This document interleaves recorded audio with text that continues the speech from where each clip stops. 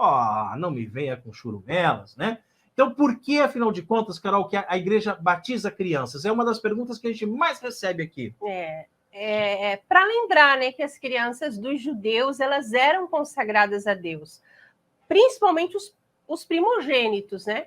Na nova e eterna aliança, o batismo vai substituir, né, essa antiga aliança dos judeus, que tinha a circuncisão, então agora a gente substitui, né, como o rito de entrada, digamos assim, para o povo escolhido de Deus, é o batismo. Então, esse batismo, ele agrega ao novo povo de Deus, unido à Páscoa de Cristo, por esforços e por uma fidelidade generosa, lógico, né?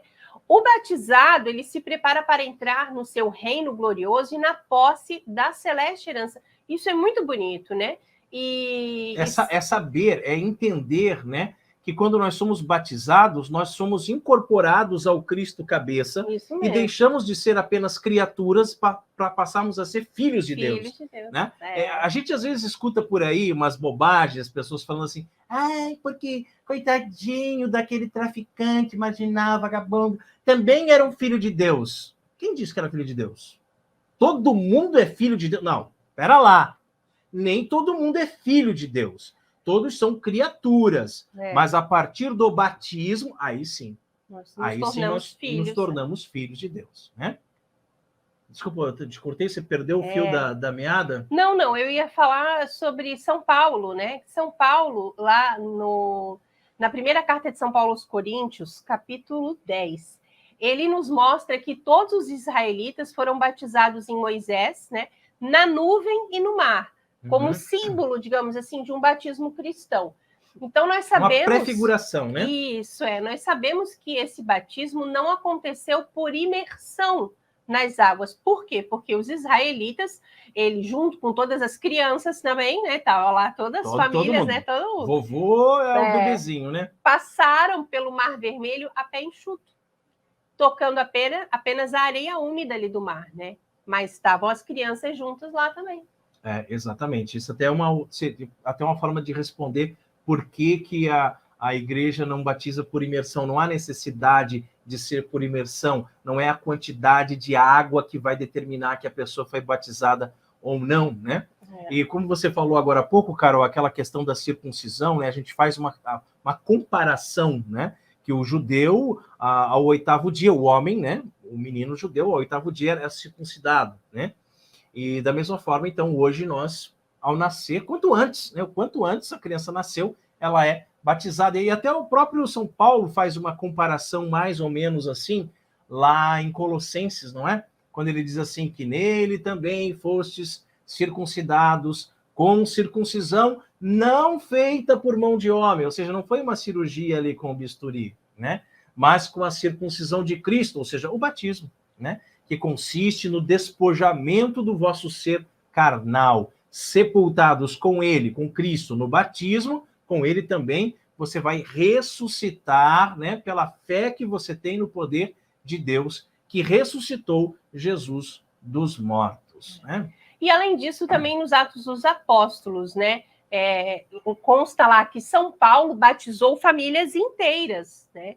Então, se lá está escrito que foram famílias inteiras, é de se supor que haviam crianças, claro. Né? Porque naquela época, né, não existia esse controle de natalidade aí, Exatamente. Não existiam métodos contraceptivos, né?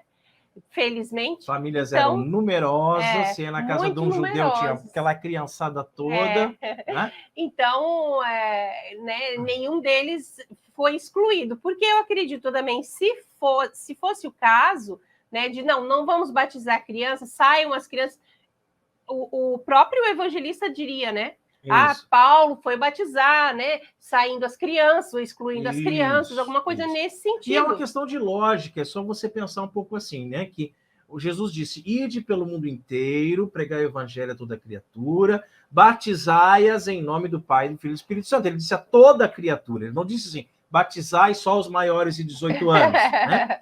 E aí, só quem quiser. E aí os apóstolos, né, os discípulos, quando eles chegavam numa região, começavam a pregar o evangelho, e muitas vezes aquela região, principalmente Paulo, né, que foi pregar para os gregos, né, para os gentios, aquele povo nunca tinha ouvido falar em Jesus Cristo. Aí tem que explicar direitinho o que é Jesus, que é o Filho de Deus, e blá, blá, blá. Quando conseguia convencer, ele dizia assim, então quem quer aceitar, né, seguir Jesus, será batizado. Quem quer ser batizado? Todo mundo queria. Eu só queria. Aí as pessoas dizem assim, não, mas as crianças não. Pode ser que até os pais de família ficassem meio revoltados, né? E você pensa também da seguinte maneira, que se ele dissesse assim, não, as crianças não, tá? Vamos batizar os adultos. Quando eles tiverem a idade da razão, aí a gente volta aqui e batiza. Sabe-se lá se um dia Paulo ia voltar ali, gente. Tinha que aproveitar a oportunidade de batizar todo mundo, né?